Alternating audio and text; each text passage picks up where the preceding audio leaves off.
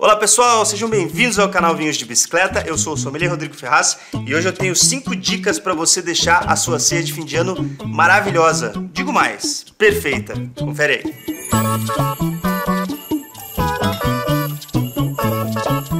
Hoje a gente vai um pouco além do mundo dos vinhos, a gente vai entrar no mundo da gastronomia. Por quê? Ceia de fim de ano, ceia de Natal, de Réveillon, tem de tudo um pouco, né? Não tem só vinho. E hoje a ideia é justamente essa, a gente passar algumas dicas práticas para você que vai fazer a ceia aí, se você vai fazer com um amigo, com a família, você vai mandar bem. Vou te ajudar aqui nessa missão importante de fim de ano.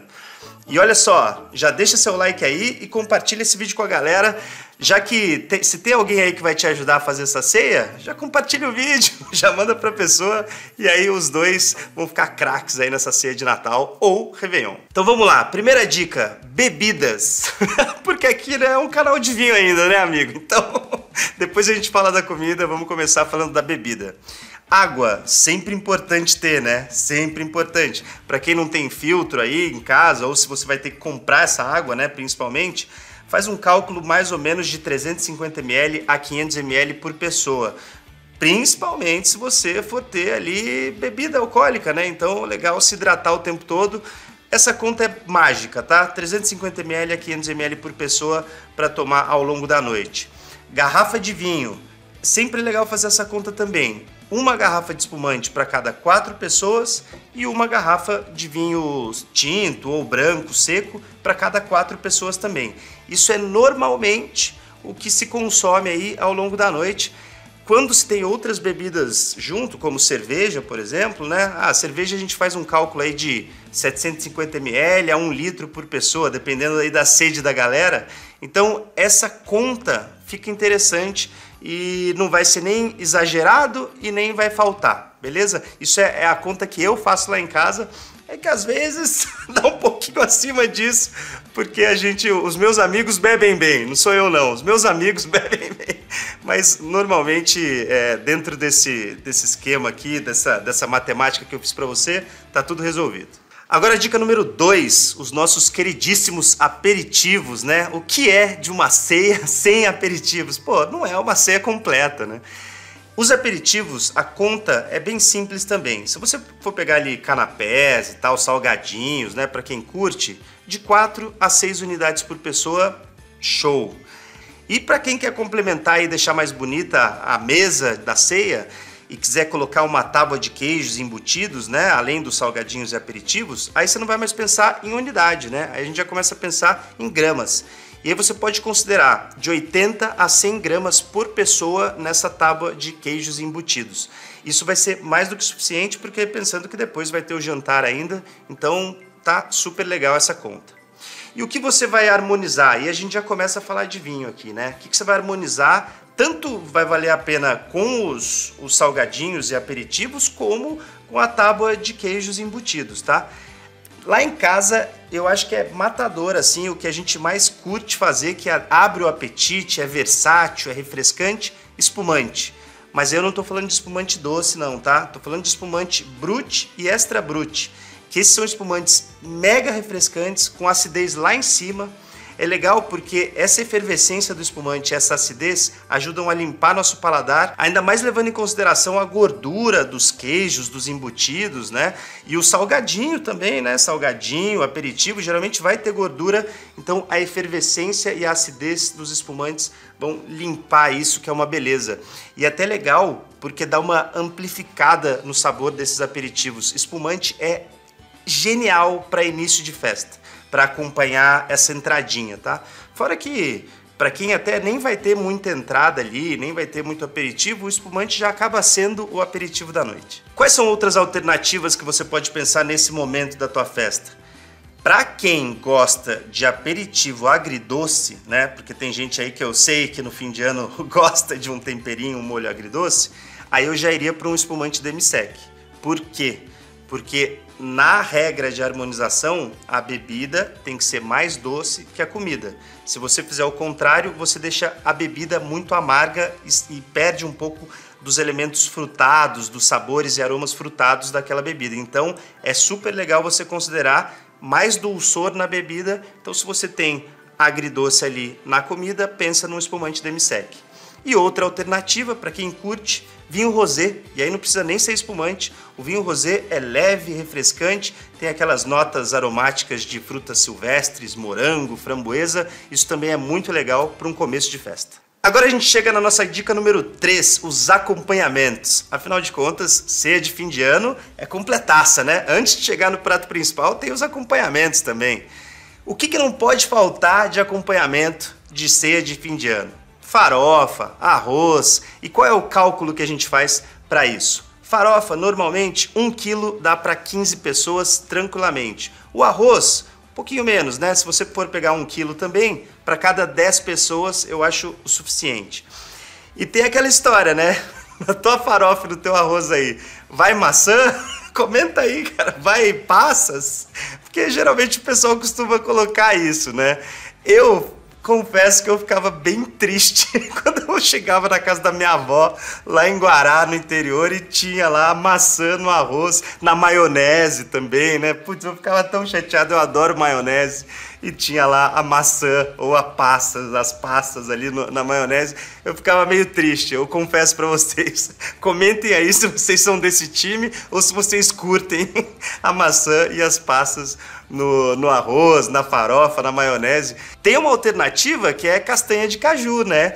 Eu gosto mais, pelo menos. Eu acho que dá um toque especial e não rouba muito a cena ali, né? Como a maçã e a uva passa. Só que isso é gosto pessoal, eu entendo. A única coisa que você tem que pensar é aquilo, né? Se for para prato agridoce, você tem que pegar algum estilo de vinho ou espumante que também tenha esse dulçor aí, esse açúcar residual. As dicas são as mesmas que eu dei agora para a mesa de antepastos, tá? Igualzinho, não muda nada. Salada, para quem curte servir salada antes, o vinho vai ser o mesmo também. E aí você pode pensar aí em 100 gramas por pessoa para salada. E eu também curto dar uma incrementada e colocar bruschetta, né? Bruschetta que é tão versátil, essa comida italiana que, poxa, caiu tão bem aqui na nossa mesa e eu acho que ela entra bem também em mesa de fim de ano, sabe? Então bruschetta é legal pensar de 1 a 2 unidades por pessoa e aí você pode variar. É aquela regrinha, usou molho agridoce? Pega um vinho ou espumante com um pouquinho mais de açúcar residual para você não deixar a bebida amarga, ok? Então chegamos à nossa dica número 4, o prato principal, ou os pratos principais, né? Até porque se a família for grande, a mesa também vai ser farta, cheia ali de pratos principais. A conta que é legal você pensar é o seguinte, 250 gramas por pessoa, já que a gente já teve acompanhamento, entrada, então 250 gramas costuma ser suficiente, tá? E quando a gente pensa naquelas comidas que a gente encontra facilmente nas ceias de fim de ano, como pernil, chester, peru, tender, que você compra a unidade, isso daí costuma servir de 8 a 10 pessoas, tá? E com relação à harmonização, o que a gente vai pensar para esse tipo de alimento? Aí vai depender muito, muito do tempero, tá? Se você for para temperos mais leves, eu arriscaria com vinhos brancos leves, tá? Vou te dar algumas dicas aqui. Sauvignon Blanc, Torrontés, Alvarinho, porque esses vinhos, eles, apesar de serem leves na estrutura, eles são extremamente aromáticos e eu acho que eles vão dar mais complexidade para o teu alimento, eles vão deixar a tua ceia de Natal mais aromática, mais perfumada. Esses vinhos eles são muito bacanas para acompanhar pratos mais leves e com temperos mais leves. Agora, para quem é como eu aí, que curte uma comida um pouquinho mais temperada, mais gordurosa, né? Tem a famosa leitoa pururuca aí que costuma aparecer também. Eu já arriscaria então com brancos mais intensos, tá? Na verdade, isso é o que eu costumo fazer em casa mesmo. Pegar branco mais intenso, mais estruturado, tanto em estrutura, ali, corpo, como em intensidade aromática também. E aí eu tenho algumas dicas para te dar. Ó, tem um aqui que está na minha taça, inclusive, que é o Semillon. Essa uva é fantástica. Ela é mais difícil de achar. A gente tem na Vinhos de Bicicleta, se você quiser. ela é mais difícil de achar, mas vale a pena porque é um vinho fantástico e ele aguenta bem comidas mais substanciosas como essas de ceia de fim de ano.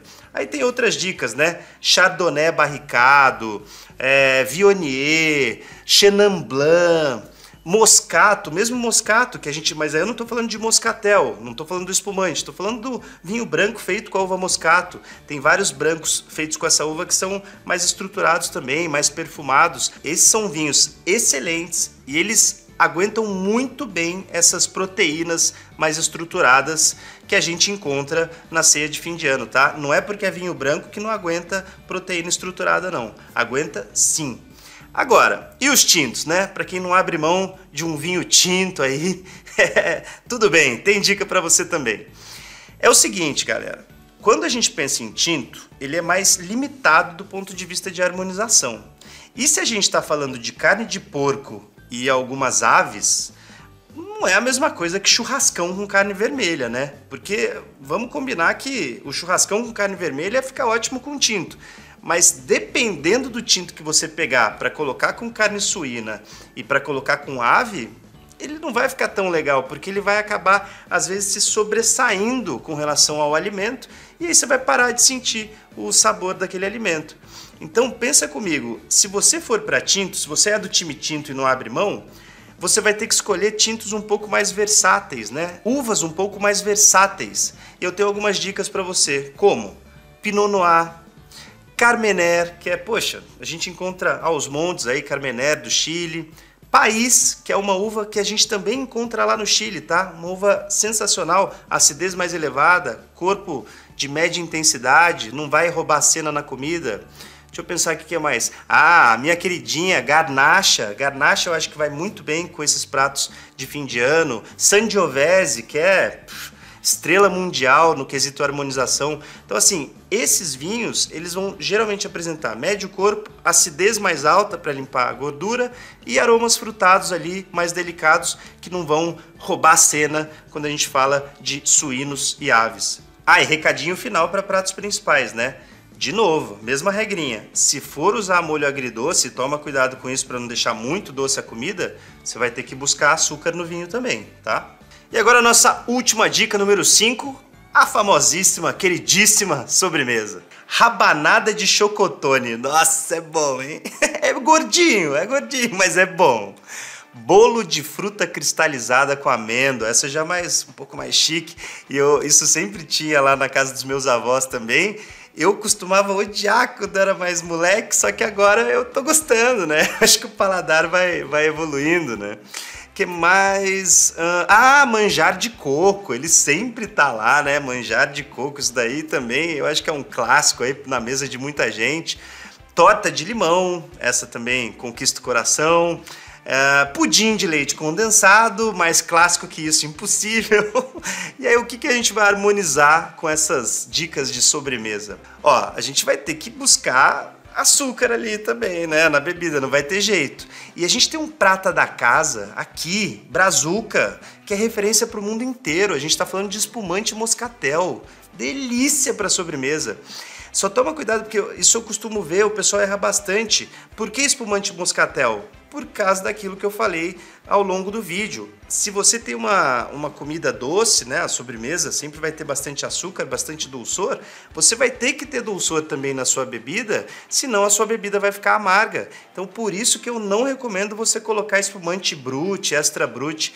Esse tipo de espumante ficou legal lá para os aperitivos salgados. Aqui você tem que buscar espumante doce também, tá? E eu tô falando de moscatel, que tem bastante açúcar residual, é referência mundial, a gente produz uns exemplares maravilhosos aqui no Brasil, com custo-benefício, e assim, eu acho que vai ficar show na sua mesa de fim de ano. Bom, tem gente aí que vai falar do lambrusco, né? Porque lambrusco também costuma aparecer em mesa de fim de ano. Só que, cara, lambrusco é importado, moscatel a gente tem aqui dentro de casa, uns espumantes maravilhosos, então, e vai cumprir a mesma função, então dê a chance para isso. É nosso, né? É Brazuca, então eu acho que vale a pena você dar a chance para o moscatel e ele vai fazer bonito na tua ceia de Natal ou de Réveillon. Se a gente for sair dos espumantes, a gente tem que falar de vinho licoroso, né? Tem alguns clássicos, Tokai. Nossa, Tokai é espetacular. É um vinho de uvas botritizadas, que é um fungo que ataca, né, as uvas ali e deixa essas uvas desidratadas, concentradas em açúcar, e os aromas e sabores ficam maravilhosos. A gente tem Tokai aqui no site da Vinhos de Bicicleta, se você quiser conhecer. É uma experiência à parte. Vinho do Porto, tanto tinto como branco. Nesse caso aqui, nessas sobremesas que eu citei, eu iria para vinho do Porto branco. Eu acho que ele vai combinar mais. E, para finalizar, vinho de colheita tardia. A gente também tem ótimos exemplares aqui no Brasil e tenho certeza que eles vão ficar muito bacanas também. Então é isso, galera. Chegamos ao fim desse episódio. Olha que legal, né? Não ficamos só no vinho, não, hein? Hoje a gente foi pra gastronomia em geral. Eu gostei muito de fazer esse tema. Quem sabe a gente não faz alguns outros aí no ano que vem. E esse vídeo aqui, se ele te ajudou de alguma forma aí, deixa o seu like e compartilha com a galera. Manda para aquela pessoa que vai te ajudar a montar a ceia, manda para tua família aí, que tenho certeza que eles vão gostar. E eu acho que esse vídeo vai ajudar muita gente, hein? Fala sério, dicas práticas. Eu gostaria de ter esse vídeo lá atrás, quando eu montei as minhas ceias e fiquei meio desesperado para receber a galera em casa. Então deixa seu like, se você conheceu a gente agora e ainda não é inscrito no canal, fica aí meu convite, se inscreve no canal, toda semana a gente tem conteúdos novíssimos para você. E boas festas, galera. Divirtam-se, paz, amor, que vocês estejam perto aí das pessoas que vocês amam. E é isso. Cheers! Saúde! Valeu! Porra, esse milhão esse aqui, hein? Bom.